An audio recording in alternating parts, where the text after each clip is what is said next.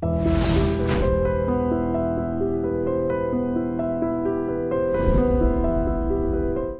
2014లో మీరు తొలుత ఇబ్రహీంపట్నం ఆశించారు. ఇబ్రహీంపట్నం ఇవ్వకుండా మహేశ్వర ఇబ్రహీంపట్నంలో తొలుత మీరు స్వతంత్ర అభ్యర్థిగా మీ సోదరుడితో పాటు మీరు కూడా స్వతంత్ర అభ్యర్థిగా నామినేషన్ దాఖలు చేశారు. దాఖలు చేసిన అనంతరం చివరి 2 గంటల వ్యవధిలో మీకు కాంగ్రెస్ పార్టీ నుంచి మహేశ్వరానికి బీఫామ్ రావడంతో ఇక్కడ నుంచి అక్కడ వెళ్ళి మరీ నామినేషన్ వేశారు. అంటే ఇక్కడ స్వతంత్ర అభ్యర్థిగా ఉన్న మీరు గెలవడానికి ఎక్కువ అవకాశం ఉన్నప్పటికీ కూడా ఎందుకు మళ్ళీ మహేశ్వరం వెళ్లాల్సి వచ్చింది? నేను పార్టీ మాటకు కట్టుబడిపోయాను. నేను పార్టీ బీఫామ్ ఇచ్చిన తర్వాత కూడా పోటీ చేయలేదు అని ప్రజలలో చెడ్డ అభిప్రాయం తేవడానికి వీళ్ళు ప్రయత్నం చేస్తారు. మేము టికెట్ ఇచ్చినా కానీ మేము పోటీ చేస్తలేడు అంటారు అనేటువంటి అభిప్రాయంతో నేను ఆడ తప్పకుండా పోటీ చేయాల్సి వచ్చింది, చేసినాను. సబితా ఇంద్రారెడ్డి గారిని కాదని మిమ్మల్ని ఎందుకు కేటాయించారు? అదే కదా నేను చెప్పేది. ఆడ ముందు సిపిఐకి ఇచ్చారు, సిపిఐ పార్టీకి ఇచ్చారు. సిపిఐ పార్టీకి ఇచ్చిన తర్వాత మళ్ళీ నాకు ఇచ్చారు. నేను ఇబ్రాహీంపట్నంలో అలాగే ఉంటే నాకు ఎవరి టికెట్ అవసరం లేదు ఆడ ఆ రోజు కూడా. కానీ పార్టీ మాటను కట్టుబడి నేను అక్కడ మహేశ్వరం పోటీ చేసిన.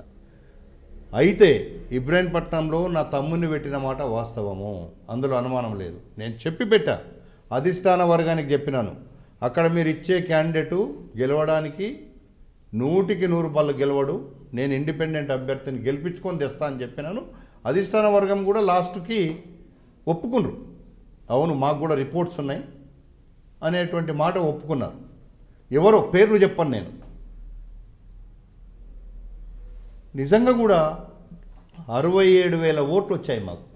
గెలిచిన అభ్యర్థికి 52,000 53,000 ఓట్లు వచ్చాయి. మావి 25,000 ఓట్లు సింబల్ ప్రాబ్లంతో డివైడ్ అయిపోయినాయి.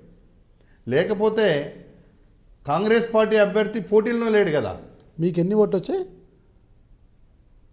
2 ఏదైతే సింబల్కి వేసినారో, కొబ్బరికాయ గుర్తుకు వేశారో 67,000 ఓట్లు వచ్చినాయి.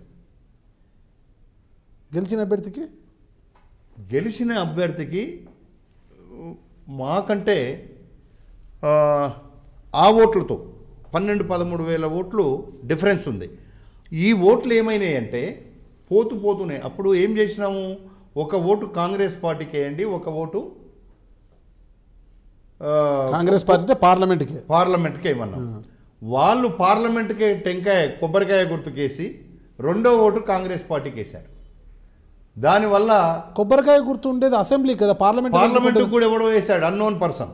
దాని వాళ్ళకి కూడా కొబ్బరికాయ గుర్తు వాళ్ళకు కూడా వచ్చింది. అతనికి 7 కాన్స్టిట్యున్సీలు ఉన్నాయి కదా పార్లమెంట్లో. 6 కాన్స్టిట్యున్సీలలో 1,600 ఓట్లు వచ్చినాయి. ఇబ్రాహీంపట్నం వచ్చే వరకు 27,000 ఓట్లు వచ్చినాయి. అంటే ఇబ్రాహీంపట్నంలో అంతా కొబ్బరికాయ గుర్తుకెయ్యాలి, మల్రెడ్డి రామరెడ్డిని మల్రెడ్డి రంగారెడ్డి పెట్టిన అభ్యర్థిని గెలిపించాలి అనే ఉద్దేశంతో వేసి డివైడ్ అయినాయి. ఓకే, ఇవన్నీ టెక్నికల్ ప్రాబ్లంతో నడిపోయాం. ఎప్పుడైనా మేము తప్పకుండా ఇబ్రాహీంపట్నంలో నేను ఏ క్యాండిడేట్ను పెట్టినా గెలవడానికి అవకాశం ఉంది, అందులో ఏమాత్రం అనుమానం లేదు. అయితే కాంగ్రెస్ పార్టీ అధిష్టాన వర్గం చెప్పింది కాబట్టి తప్పకుండా నేను రేపు వచ్చే ఎన్నికల్లో ఇబ్రాహీంపట్నంకి వెళ్ళి పోటీ చేస్తాను. ఖచ్చితంగా అక్కడికి వెళ్ళి చేస్తాను. కూడదు మహేశ్వరం నుంచే పోటీ చేయాలంటే ఇక అవన్నీ అందుకే పోయినా సరే మునిగిపోయింది. కాంగ్రెస్ పార్టీలో మేము మునిగిపోయినాము, కాంగ్రెస్ పార్టీ సీట్లు పోయినాయి. కాబట్టి అధిష్టాన వర్గం ఇంకా ఆ పొరపాటు చెయ్యదని నేను అనుకుంటున్నాను. మీరు చూస్తున్నారు ఐ డ్రీమ్ న్యూస్ని. మీరు చూస్తున్నది ఐ డ్రీమ్ న్యూస్. అంటే కళలని నిజం చేస్తూ ప్రజలకి నిజాలని కళల ద్వారా తీసుకొచ్చే ఐ డ్రీమ్కి మై బెస్ట్ విషెస్. మీరు చూస్తున్నది ఐ డ్రీమ్ న్యూస్. మీరు చూస్తున్నారు I dream channel. For more videos please subscribe I dream. మరిన్ని వీడియోల కోసం ఐ డ్రీమ్ని సబ్స్క్రైబ్ చేయండి. Please subscribe I dream. And I am very much satisfied with the way interview went on. Kindly subscribe to I Dream. For more videos, subscribe to I Dream. And loads of fun entertainment and content. Do watch